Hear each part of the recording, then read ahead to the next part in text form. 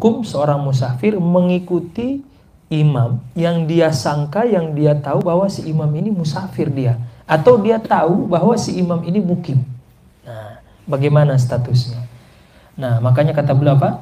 Iktada al-musafiru biman alimahu aw zannahu muqiman lazimahul itmam. Jadi ketika seorang musafir mengetahui imam yang dia ikuti ini ya benar-benar muqim, maka bagi dia harus menyempurnakan sholatnya.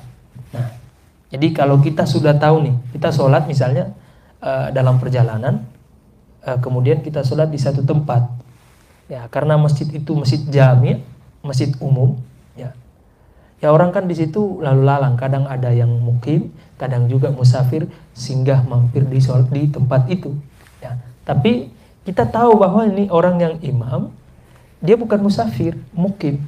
Ya, kita tahu, baik taunya ilmu bahwa kita sudah pasti atau bisa memastikan orang ini mukim, atau sekedar asumsi dengan melihat korinah, tanda-tanda, indikator bahwa orang ini mukim dia.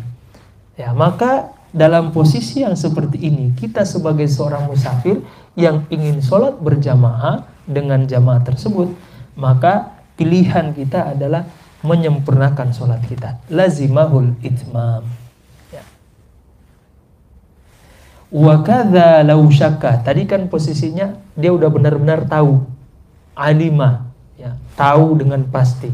Au zonna. Dia berprasangka, tapi prasangka kuat. Zon itu prasangka yang kuat. Ya, beda dengan syak. Syak itu lebih kepada ragu-ragu. Ya, alhamdulillah kita punya terjemahan yang pas untuk menerjemahkan setiap kata ini. Kalau di dalam bahasa Arab, zon sama syak itu dari secara lahiriah ya itu hampir mirip. Ya. Cuman kalau syak itu ragu-ragu, nggak ada yang dia pilih, nggak ada yang menguat gitu dari di antara dua pilihan ini. Makanya dia ragu, yang ini atau yang ini sih. Jadi dia nggak bisa memastikan. Kalau asumsi zon itu masih bisa dia memastikan. Dia ragu, tapi masih ingat bahwa tadi kayaknya sudah wudu, tapi ragu. Itu namanya zon. Gitu. Baik. Nah, begitu juga kata beliau, wa kadza law syakka. Ya, begitu juga bagi seorang musafir ini, kalau dia ragu, ya, atau kita misalnya kepada sosok yang sedang imam ini, ya, kepada si imam. Wa kadza law syakka. Ya, begitu juga si musafir ini. Ketika dia ragu apakah imam ini hal huwa muqimun au musafir, apakah dia mukim atau musafir, ragu nih. Maka apa? Maka kita harus memutuskan untuk menyempurnakan sholat kita. Ya, ini dicatat sangat penting ini ya. Yalzamuhul itmam. Ya, jadi udah jelas ya. Kalau kita sudah tahu dengan pasti atau prasangka kita bahwa orang ini mukim, tapi zon kuat gitu bahwa orang ini mukim, maka pilihan kita untuk itmam, menyempurnakan sholat. Begitu juga kalau kita ragu nih imam ini dia musafir atau mukim, ragu, nggak ada yang bisa kita pastikan gitu, nggak ada yang menguat, dari korinanya pun nggak terlihat, tanda-tanda dia musafir nggak terlihat, ragu apakah imam ini musafir atau mukim sih. Maka dalam kondisi yang seperti ini, pilihan kita cuma satu, yaitu menyempurnakan sholat kita. Nah, wa iniktada biman alimahu aw zannahu musafiran. Nah, dan jika ya kita mengikuti atau si musafir ini mengikuti kepada sosok yang dia tahu persis bahwa orang ini musafir, atau zon, ya prasangka, tapi dia prasangkanya kuat bahwa orang ini musafir, ya. Au alima au zonna, ya, annahu qasura, atau misalnya, ya, dia tahu dengan pasti bahwa si imam ini mengkosor sholatnya, ya. Maka jazalahu, maka boleh bagi kita untuk juga mengkosor sholat kita. Jazalahu an yaksura khalfahu, ya. Boleh kita mengkosor sholat kita di belakang orang itu. Wa kadza law lam yadri, begitu juga kalau kita nggak tahu. Kalau tadi kan tahu, walaupun tingkatan tahunya beda. Tahu pasti ilmu, tahu tapi ragu. Ya, apa itu zon? Nah ini wakadha law lam yadri, dia nggak tahu sama sekali. Ya.